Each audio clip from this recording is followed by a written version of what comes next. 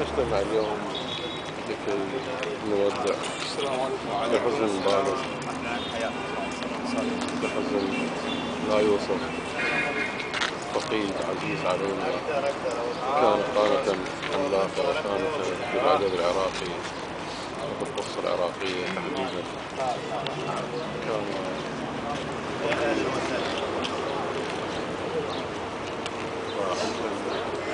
إنساني لا يوصف،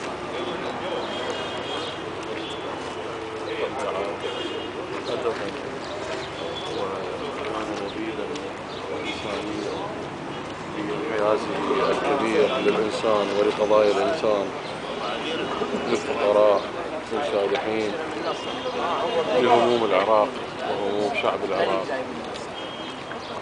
إنه خسارة كبيرة فعلا لا تعوض بثمن. هذا الإنسان جد حري بنا أن نتخذه رمزا لنا على أساس أنه أديب ملتزم بقضايا شعبه وقضايا وطنه. إنا لله وإنا إليه راجعون. طه حامد الشريف.